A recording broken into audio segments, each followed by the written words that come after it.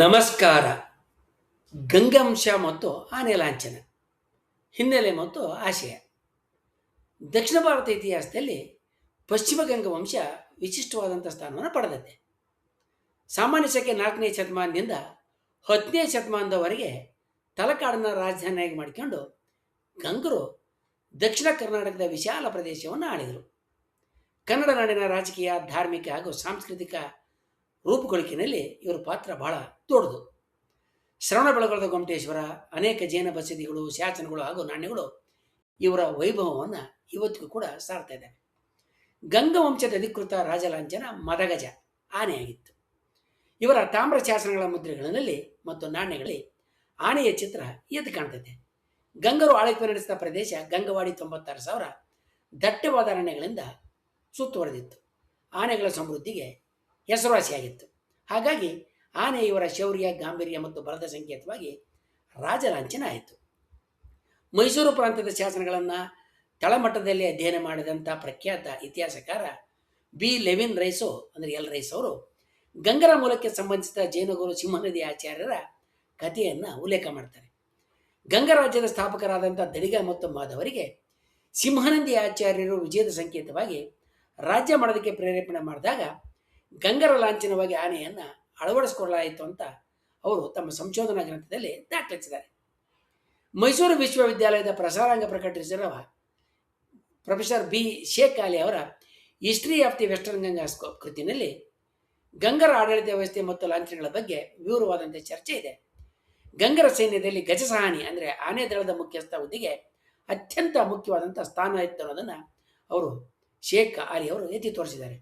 ಗಂಗರ ನಾಣ್ಯಗಳಲ್ಲಿ ಯಾವುದೇ ಅಕ್ಷರಗಳು ಇಲ್ಲದೇ ಇದ್ದರೂ ಕೂಡ ಆನೆಯ ಮುದ್ರೆ ಇರೋದನ್ನು ಆಧರಿಸಿ ಇವು ಗಂಗರವೇ ನಾಣ್ಯಗಳು ಅಂತ ಇತಿಹಾಸಕಾರರಾದಂಥ MS ಕೃಷ್ಣ ಅವರು ಗುರುತಿಸಿದ್ದಾರೆ.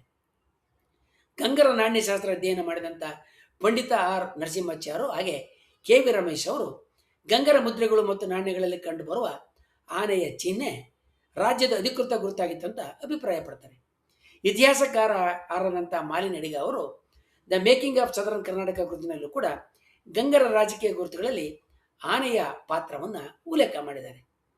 ನವದೆಹಲಿಯ ರಾಷ್ಟ್ರೀಯ ಸಂಗ್ರಹಾಲಯದಲ್ಲಿರುವ ಗಂಗರ ಪ್ರಸಿದ್ಧ ದೊರೆ ದುರ್ವಿನೀತನಿಗೆ ಸೇರಿದಂಥ ತಾಮ್ರ ಶಾಸನವನ್ನು 5 ತಗಡುಗಳನ್ನ ಒಂದು ಕೊಂಡಿಗೆ ಜೋಡಿಸಲಾಗಿದೆ.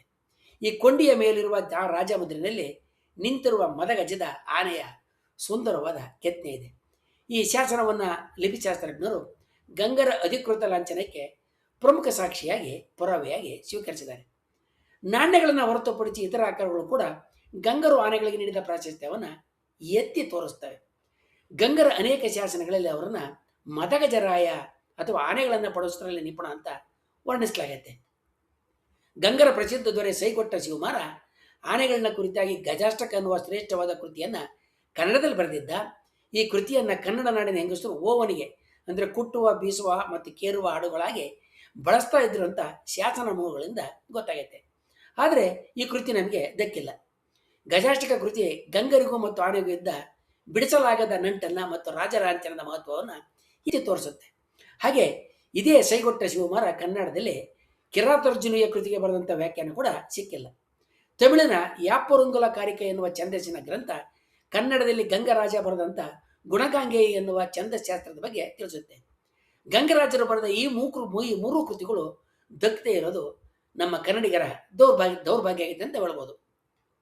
ಆನೆ ಭಾರತೀಯ ರಾಜ ಸಂಪ್ರದಾಯದಲ್ಲಿ ಶಕ್ತಿ, ಸ್ಥೈರ್ಯ, ಸಾಮ್ರಾಜ್ಯ, ವೈಭವ ಮತ್ತು ವಿಜಯದ ಸಂಕೇತ ಆಗೈತೆ. ಯುದ್ಧಗಳಲ್ಲಿ ಗಜಸೇನೆಗೆ ಮಹತ್ವ ಇದ್ದ ಕಾರಣ ರಾಜವಂಶಗಳು ಆನೆಯನ್ನು ತಮ್ಮ ಲಾಂಛನವಾಗಿ ಬಳಸ್ತಾ ಇದ್ವು. ಗಂಗರಲ್ಲಿಯೂ ಕೂಡ ಇದೇ ಸಂಪ್ರದಾಯ ಇತ್ತು. ಗಂಗರ ನಾಣ್ಯಗಳಲ್ಲಿ ಕೆಲವೊಮ್ಮೆ ನಿಂತ ಆನೆ, ಕೆಲವೊಮ್ಮೆ ನಡೆದು ಹೋಗ್ತಿರುವ ಆನೆಯ ರೂಪಗಳು ಕೂಡ ಕಾಣ್ತವೆ. ಕೆಲವು ತಾಮ್ರಪತ್ರ ಮುದ್ರೆಗಳಲ್ಲಂತೂ ಆನೆಯ ಮೇಲ್ಭಾಗದಲ್ಲಿ ರಾಜಛತ್ರದ ಚಿಹ್ನೆ ಕೂಡ, ಸತ್ತಿಗೆಯ ಚಿಹ್ನೆ ಕೂಡ ಕಂಡು ಬರ್ತದೆ. ಇದರಿಂದ ಗಂಗರ ರಾಜಾಧಿಕಾರ ಮತ್ತು ಸಾರ್ವಭೌಮತ್ವವನ್ನು ಪ್ರತಿನಿಧಿಸಲಾಗ್ತಾ ಇರುತ್ತೆ. ಗಂಗರ ಕೆಲವು ನಾಣ್ಯಗಳಲ್ಲಿ ವೃಷಭ ಅಥವಾ ನಂದಿಯ ಚಿಹ್ನೆ ಕೂಡ ಕಾಣುತ್ತೆ. ವೃಷಭ ಶೈವ ಪರಂಪರೆಯ ಪವಿತ್ರ ಸಂಕೇತ ಆಗಿದೆ. ಶಿವನ ವಾಹನ ಅಂತ ಕೂಡ ಇದನ್ನು ಪರಿಗಣಿಸಲಾಗ್ತದೆ. ಗಂಗರ ಕಾಲದಲ್ಲಿ ಜೈನ ಧರ್ಮಕ್ಕೆ ವಿಶೇಷ ಆಶ್ರಯ ಇದ್ದರೂ ಕೂಡ ಶೈವ ಮತ್ತು ವೈಷ್ಣವ ಸಂಪ್ರದಾಯಗಳು ಕೂಡ ರಾಜ್ಯದಲ್ಲಿ ಪ್ರಭಾವಶಾಲಿಯಾಗಿದ್ದು. ಇದರಿಂದ ವೃಷಭ ಚಿಹ್ನೆ ಕೂಡ ಧಾರ್ಮಿಕ ಸಮನ್ವಯದ ಸಂಕೇತವಾಗಿ ಗಂಗರ ನಾಣ್ಯಗಳಲ್ಲಿ ಕಂಡುಬಂತು. ವಿಶೇಷವಾಗಿ ಪೂರ್ವ ಗಂಗರ ವಂಶದ ಕೆಲವು ನಾಣ್ಯಗಳಲ್ಲಿ ಮಲಗಿದ ನಂದಿಯ ರೂಪಕ್ಕೆ ನಮಗೆ ಕಂಡುಬರುತ್ತೆ. ಗಂಗರ ರಾಜಲಾಂಛನಗಳನ್ನು ಗಮನಿಸಿದಾಗ ಒಂದು ಮಹತ್ವದ ಸಂಗತಿ ನಮಗೆ ಗೊತ್ತಾಗುತ್ತೆ. ಅವರು ಜೈನ ಧರ್ಮದ ಮಹಾಪೋಷಕರಾಗಿದ್ದರೂ ಕೂಡ ತಮ್ಮ ಅಧಿಕೃತ ರಾಜ್ಯ ಚಿಹ್ನೆಗಳಲ್ಲಿ ತೀರ್ಥಂಕರ ರೂಪಗಳನ್ನ ಹೆಚ್ಚಾಗಿ ಬಳಸಲಿಲ್ಲ. ಬದಲಾಗಿ ಅವರು ಆನೆ, ವೃಷಭ ಮುಂತಾದ ಸಾಮ್ರಾಜ್ಯ ಮತ್ತು ಶಕ್ತಿಯ ಸಂಕೇತಗಳನ್ನ ಆಯ್ಕೆ ಮಾಡಿಕೊಂಡರು. ಇದು ರಾಜಕೀಯ ಆಡಳಿತ ಮತ್ತು ಧಾರ್ಮಿಕ ಆಶ್ರಯವನ್ನ ಅವರು ಬೇರೆ ರೀತಿಯಲ್ಲಿ ನಿರ್ವಹಣೆ ಮಾಡ್ತಾ ಇದ್ರು, ಅವುಗಳನ್ನ ಪ್ರತ್ಯೇಕಿಸಿದ್ರು ಅಂತೇಳಿ ಸೂಚಿಸುತ್ತೆ. ಗಂಗರ ಇತಿಹಾಸದ ಜೊತೆಗೆ ಸಂಬಂಧಿಸಿದ ಒಂದು ಕುತೂಹಲದ ಪ್ರಶ್ನೆ ಅಂತ ಹೇಳಿದ್ರೆ, ಅವರ ರಾಜಲಾಂಛನವಾಗಿದ್ದಂಥ ಆನೆ ಅವರ ಮೂಲ ನೆಲೆಯನ್ನು ಸೂಚಿಸ್ತಾ ಇರ್ಬೋದು ಅನ್ನೋದಾಗತ್ತೆ. ಕೆಲವು ಇತಿಹಾಸಕಾರರ ಪ್ರಕಾರ ಆನೆ ಲಾಂಛನ ಗಂಗರ ಮೂಲ ಪ್ರದೇಶದ ಭೌಗೋಳಿಕ ಸ್ವರೂಪವನ್ನು ಸೂಚಿಸುತ್ತದೆ. ಪ್ರಾಚೀನ ಕಾಲದಲ್ಲಿ ಆನೆಗಳು ಹೆಚ್ಚಾಗಿ ದಟ್ಟ ಅರಣ್ಯ ಪ್ರದೇಶಗಳಲ್ಲಿ ಕಂಡು ಬರ್ತಾ ಇದ್ವು. ಕರ್ನಾಟಕದ ದಕ್ಷಿಣ ಭಾಗ, ವಿಶೇಷವಾಗಿ ಕಾವೇರಿ ಕಣಿವೆ, ಮೈಸೂರು ಪ್ರದೇಶ, ಮಲೆನಾಡು ಮತ್ತು ಪಶ್ಚಿಮ ಘಟ್ಟ ಪ್ರದೇಶಗಳು ಆನೆಗಳಿಗಾಗಿ ಪ್ರಸಿದ್ಧ ಆಗಿದ್ದವು. ಇಂತಹ ಪ್ರದೇಶದಲ್ಲೇ ಗಂಗರ ಪ್ರಾರಂಭಿಕ ರಾಜಕೀಯ ಶಕ್ತಿ ಬೆಳೀತು ಅನ್ನೋ ಕಾರಣದಿಂದ ಆನೆ ಅವರ ಸ್ಥಳೀಯ ಕಾಡಿನ ಆಧಾರಿತ ಹಿನ್ನೆಲೆಯ ಸಂಕೇತ ಆಗಿರ್ಬೋದು ಅಂತ ಸಂಶೋಧಕರು ಅಭಿಪ್ರಾಯಪಟ್ಟಿದ್ದಾರೆ. ಗಂಗರ ಕಾಲದಲ್ಲಿ ಗಜಸೇನೆಗೆ ಬಹಳ ಮಹತ್ವ ಇತ್ತು. ಯುದ್ಧಗಳಲ್ಲಿ ಆನೆಗಳು ಕೇವಲ ಪ್ರಾಣಿಗಳಾಗಿರಲಿಲ್ಲ, ಅವು ಚಲಿಸುವ ಕೋಟೆಗಳಂತೆ ಪರಿಗಣಿಸಲ್ಪಡ್ತಾ ಇದ್ವು. ಶತ್ರು ಸೈನ್ಯವನ್ನು ಹಗೆಗಳ ಸೈನ್ಯವನ್ನು ಭಯಭೀತಗೊಳಿಸುವ ಶಕ್ತಿ ಆನೆಗಳಿಗಿತ್ತು. ಆದ್ದರಿಂದಲೇ ಆನೆ ರಾಜಶಕ್ತಿಯ ಪ್ರತೀಕವಾಗಿ ಬೆಳೆಯಿತು. ಗಂಗರ ಆನೆ ಲಾಂಛನ ಕೂಡ ಅವರ ಸೈನಿಕ ಸಾಮರ್ಥ್ಯವನ್ನು ಪ್ರತಿನಿಧಿಸ್ತಾ ಇತ್ತು ಅನ್ನೋ ಅಭಿಪ್ರಾಯ ಬಹಳ ಬಲವಾಗಿ ವಿದ್ವಾಂಸರಲ್ಲಿ ಮೂಡಿದೆ. ಗಂಗಾ ಸಾಬ್ ತಲಕಾಡು ಬರೆದಿರ್ತಕ್ಕಂಥ ಇತಿಹಾಸಕಾರ MV ಕೃಷ್ಣರಾವ್ ಅವರು ಗಂಗರ ರಾಜ್ಯ ವ್ಯವಸ್ಥೆ, ಕಾವೇರಿ ಕಣಿವೆ ಅರಣ್ಯ ಸಂಪತ್ತು ಹಾಗೂ ಗಜಸೇನೆಯ ಮಹತ್ವವನ್ನು ಎತ್ತಿ ತೋರಿಸ್ತಾರೆ. ಈ ಹಿಂದೆ ಗಂಗರ ಮೂಲದ ಬಗ್ಗೆ ಇತಿಹಾಸಕಾರರಲ್ಲಿ ಏಕಾಭಿಪ್ರಾಯ, ಒಮ್ಮತ ಇರಲಿಲ್ಲ.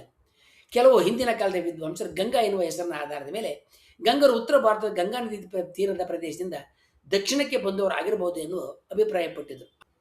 ಸಂಸ್ಕೃತಿ ಮತ್ತು ಆಡಳಿತ ಪರಂಪರೆಯ ದೃಷ್ಟಿಯಿಂದ ಗಂಗರು ದಕ್ಷಿಣ ಕರ್ನಾಟಕದ ಸ್ಥಳೀಯ ರಾಜವಂಶಸ್ಥರಾಗಿದ್ದರು ಅಂತಕ್ಕಂಥ ಅಭಿಪ್ರಾಯವನ್ನು ಇಂದಿನ ಬಹುತೇಕ ವಿದ್ವಾಂಸರು, ಇತಿಹಾಸಕಾರರು ಒಪ್ಪಿದ್ದಾರೆ. ಈ ಹಿನ್ನೆಲೆಯಲ್ಲಿ ನಾವು ಆನೆಯ ಲಾಂಛನವನ್ನು ನೋಡಬೇಕು ಮತ್ತು ಅರ್ಥ ಮಾಡಿಕೊಳ್ಬೇಕು. ಕೆಲವರು ಇದನ್ನು ಉತ್ತರ ಮೂಲದ ಸಂಕೇತ ಅಂತ ಹೇಳಕ್ಕೆ ಪ್ರಯತ್ನ ಮಾಡಿದ್ರು ಕೂಡ ಅದಕ್ಕೆ ಗಟ್ಟಿಯಾದ ಸಾಕ್ಷಿಗಳು, ಪುರಾವೆಗಳಿಲ್ಲ. ಪ್ರಾಚೀನ ಉತ್ತರ ಭಾರತದ ರಾಜವಂಶಗಳಲ್ಲಿ ಆನೆಯ ಬಳಕೆಯಾದರೂ ಕೂಡ ಗಂಗರ ಆನೆ ಚಿಹ್ನೆಯನ್ನು ನೇರವಾಗಿ ಉತ್ತರ ಭಾರತದ ಮೂಲಕ್ಕೆ ಸಂಬಂಧಪಡಿಸೋದಕ್ಕೆ, ನಂಟುಗೊಳಿಸೋದಕ್ಕೆ ಸಾಧ್ಯ ಇಲ್ಲ. ಬದಲಾಗಿ ಅದು ದಕ್ಷಿಣ ಕರ್ನಾಟಕದ ಕಾಡಿನ ಸಂಸ್ಕೃತಿ, ಗಜಸೇನೆ ಮತ್ತು ರಾಜ ಮಹಿಮೆಯ ಸಂಕೇತ ಆಗಿತ್ತು. ಆದ್ದರಿಂದ ಗಂಗರು ಕನ್ನಡ ಮೂಲದವರು ಹಾಗೂ ಅವರು ಆಳ್ತಾ ಇದ್ದಂಥ ಪ್ರದೇಶದಲ್ಲಿದ್ದಂಥ ಶಕ್ತಿ ಮತ್ತು ಸಾಮರ್ಥ್ಯಗಳಿಗೆ ಹೆಸರಾಗಿದ್ದ ಆನೆಯನ್ನು ಅವರು ತಮ್ಮ ರಾಜಲಾಂಛನವಾಗಿ ಬಳಸ್ಕೊಂಡಿದ್ರು ಅಂತ ಹೇಳೋದಕ್ಕೆ ಯಾವ ಹಿಂಜರಿಕೆಯೂ ಇರಬೇಕಾಗಿಲ್ಲ. ಹಾಗೆಯೇ ಪೂರ್ವ ಗಂಗರ ಮೂಲ ಯಾವುದು ಅನ್ನೋದನ್ನು ನಾವು ಇನ್ನೊಂದು ವಿಡಿಯೋದಲ್ಲಿ ಚರ್ಚೆ ಮಾಡಿದ್ದೇವೆ. ಆ ವಿಡಿಯೋದ ಕೊಂಡಿಯನ್ನು ವಿವರಣೆಯಲ್ಲಿ ಕೊಡಲಾಗಿದೆ, ಆಸಕ್ತರವನ್ನು ನೋಡಬಹುದು. ಮುಂದಿನ ವಿಡಿಯೋದಲ್ಲಿ ಕರ್ನಾಟಕದ ಇತರ ರಾಜವಂಶಗಳ ರಾಜಲಾಂಛನಗಳ ಕುರಿತಾಗಿ ಚರ್ಚೆ ಮಾಡೋಣ. ವಂದನೆಗಳೊಂದಿಗೆ.